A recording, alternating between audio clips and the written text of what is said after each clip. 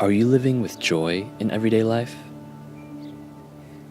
In today's episode of A Walk in the Park, join me, Moly Yim, as I have a chat in beautiful Cluny Garden about how vital community can be to help us rediscover this fundamental part of ourselves, with Bertie.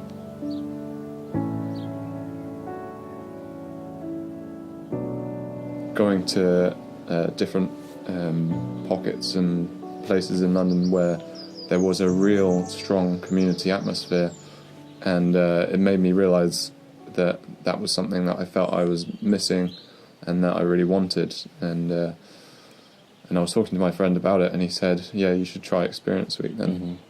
Mm-hmm. And you have an interesting relationship with this friend of yours, right? Yeah. Because you met him through, how did you meet him?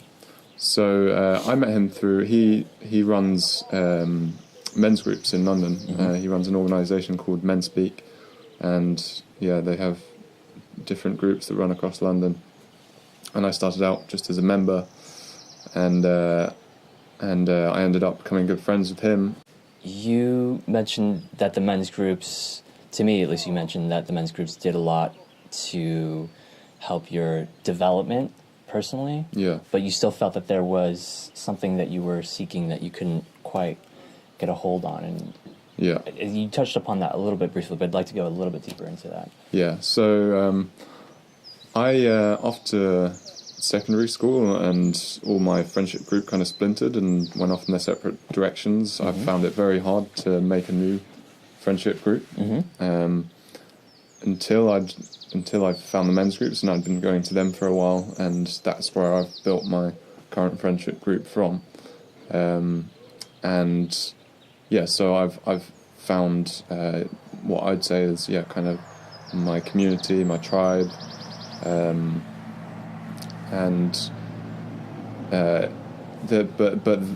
we still didn't, I don't think, reach that level of intimacy and depth that I found here. Mm-hmm. Did you know that that's what you were looking for? I didn't know. I did kind of know that I was looking for something more. Yeah. But I wasn't quite aware of how much more it was. Like, where I'd been brought to, I'd found a certain level of connection and closeness and community in London. I didn't know that this level was possible. Mm-hmm. Outside of like when you're a kid, basically. Mm-hmm. So then you came up here for Experience Week, and what stood out for you? I mean, how did that inform your experience? Because you had already felt some sense of community in the men's groups that you are a part of. So what made Findhorn Experience Week different for you? I think it was just the way the place is set up and the system is run.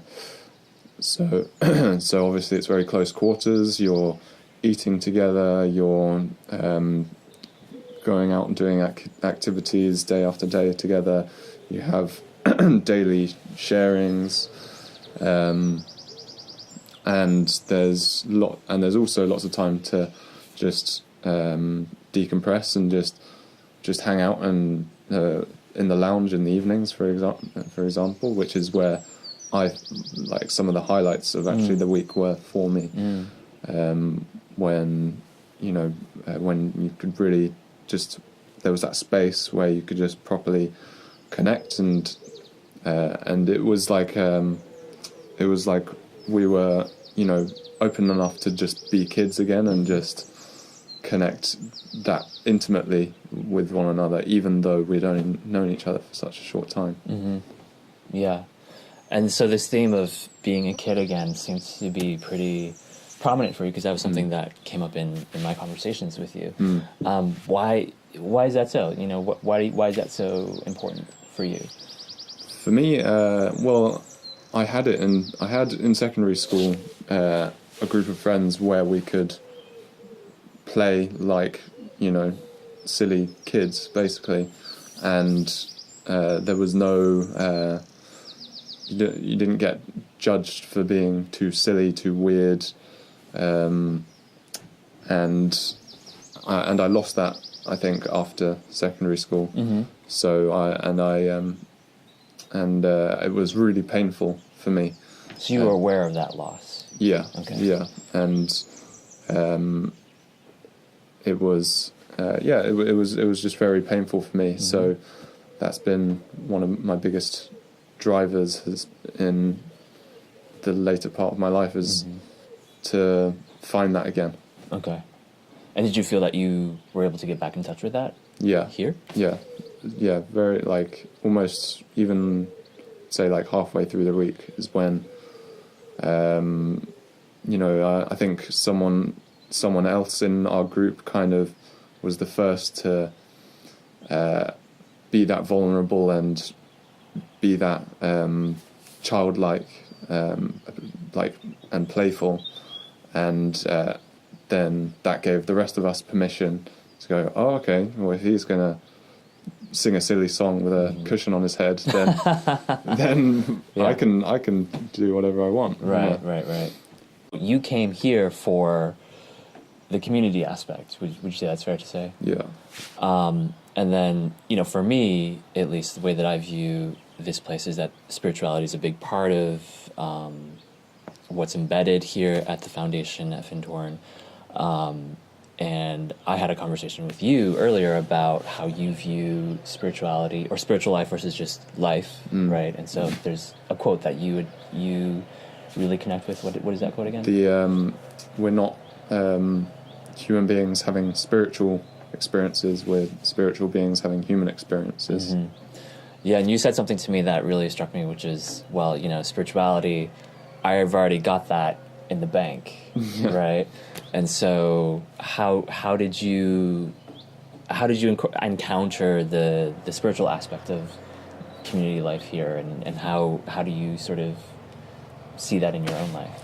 Yeah, so I think I'd like to explain that in the bank thing is first, which is I feel like when I die, I'm gonna be, you know, I'm gonna pass on in some way and become some sort of energy or spirit, or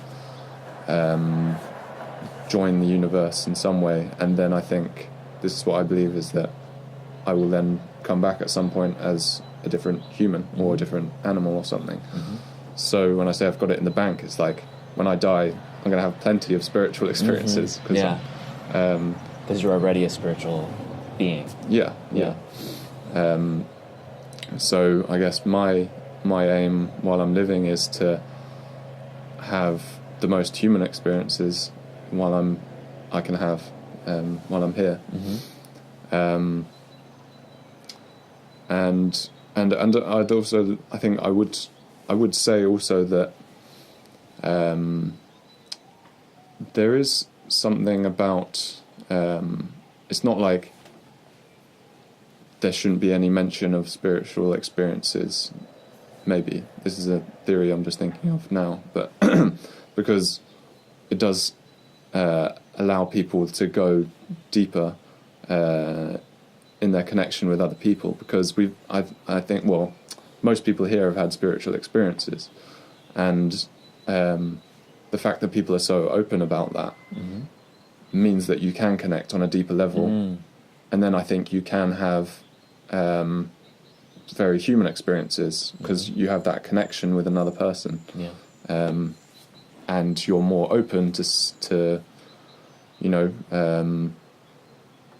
I don't know, I think maybe then you're more open to, you know, sitting in their pain when they're going through something painful, because you've connected that much deeper, because you've allowed yourself to speak about these things that we don't normally speak about in everyday London life. Yeah. So there was depth there too, because I mean, we just talked about the sense of fun and being a kid again, but it sounds like you did have some pretty deep experiences that maybe were a little bit uncomfortable, or I mean, how can you talk about that a little bit? My spiritual experiences. No, just during Experience Week. Well, there weren't any moments just like that where Okay. someone.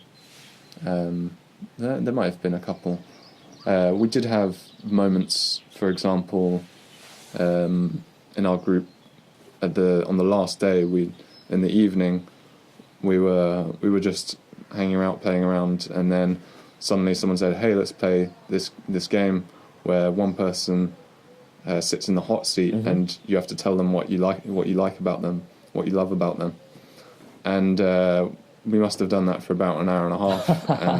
And this was not part of the program, right? No, this was just spontaneous. Yeah, you decided to do this on your own. Yeah, and that was very challenging to receive because people were saying, "You're so, these amazing, wonderful things, like you're so amazing, you're so fun and authentic and things like that." And it was a very deep, very, very deep experience that I'll never forget. Wow. So why was that so difficult for you to receive? Because I think normally the traditional line of thought is, well, yeah, give me all the praise. I love to be told how wonderful and lovely I am. It was hard for me and for most of the rest of I think for everyone in the group, when someone's actually looking you in the eye and saying it, like you're basically perfectly imperfect, like just you being you is enough, you don't have to do anything different.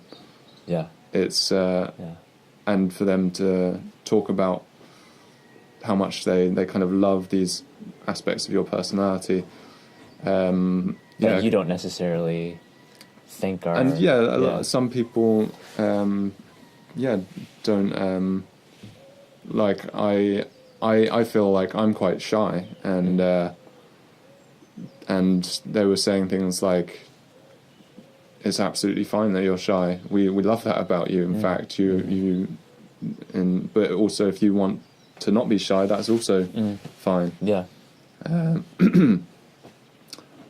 So yeah, it was just, I'm not sure exactly why, but I guess people find it hard to hear that. Yeah. Hear things like that. So then, looking back on your week in total, how do you feel that Experience Week or Findhorn, the foundation, kind of transformed you or changed you in any way, affected you? Well, it was I came here expecting a little, and I got like 10 times my expectations. Really? And wow. It's actually been one of the best experiences of my life. And it's just unlocked this this part of me that I didn't think existed. This happiness, this joy, this connection that I didn't think was possible. It's like it's given me a taste of what is possible, and so now that I know that, it just fills me with like gratitude and joy, because I know what to look for in life and what is possible. So how are you integrating that into yourself, and how do you plan on bringing that back to your life in London? So, this is, I guess where I struggle a little bit, because I'm not sure, beyond just having as many reminders as possible, keeping in touch with my Experience Week people, and just paying visits back to Findhorn. So the things I would do the things I'm going to do are keep as much to remind me of what I've experienced here as possible, to stay in touch, and I do hope to come back and do more programs, or just come on a holiday here and join in the community again. Yeah, and also I feel like I know what I'm looking for now in a community. So it kind of gives me that compass. It's like, okay, am I feeling the same joy and connection that I felt at Findhorn? Okay, and if I'm not, then how can I? Or maybe this isn't right for me. This might be the way I approach life in London. Right. Okay. Great, amazing, and yeah, thank you for coming. Thank you for joining me on this interview. I hope you guys enjoyed everything that Bertie had to share here, and we will catch you next time. Thank you.